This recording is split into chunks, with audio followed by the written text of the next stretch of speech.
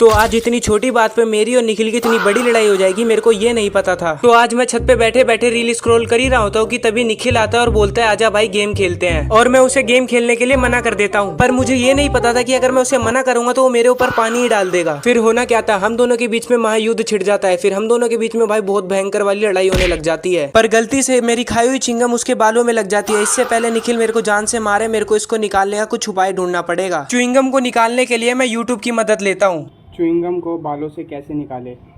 और finally idea मिल भी जाता है। और इधर निखिल उदास बैठा ही होता है कि तभी मैं घी लेके आ जाता हूँ, क्योंकि मेरी मदद करेगा च्युइंगम निकालने में ये घी। और अगर ये ट्रिक काम नहीं करी ना तो निखिल मेरे को ही गंजा कर देगा। फिर उसके बाद ट्राई करके देखते हैं एक बारी में, क्या पता सच में निकल जाए।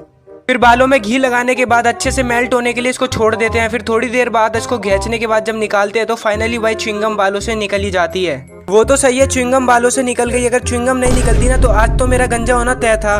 अब जब हमारी दोस्ती हो ही गई है तो क्यों ना छोले भटूरे खाए जाए। फिर उसके बाद हम आ जाते हैं छोले भटूरे की दुकान पे, और निखिल सबसे पहले बाइट उठाता है क्योंकि इसके बालों में च्युइंगम जो मैंने लगाई थी। फिर निखिल सबसे पहले खाता है, उसके बाद फिर मैं खाता हूँ। और अभी ट्रीट यहाँ पे खत्म हुई नहीं है, अभी हम मोमोज भी खाएंगे। पर मोमोज की दुकान पे आते के संगी हमारे संग कांड हो जाता है, और हमने यहाँ पे ऑर्डर करे थे वेज मोमोज, पर आ जाते हैं चिकन मोमोज। और जैसे ही मैंने खा के देखे तो मुझे पता लगता है चिकन मोमोज है। अब ये निखिल को कैसे बताऊं कि ये चिकन मोमोज है, क्योंकि वो वेजिटेरियन होता है। और ये बात जब उसे पता लगेगी तब तो लड़ाई होना फिक्स है। अब आप ही कमेंट में बताओ कि मैं क्या करूँ। आप चैनल को जब तक सब्सक्राइब कर देना।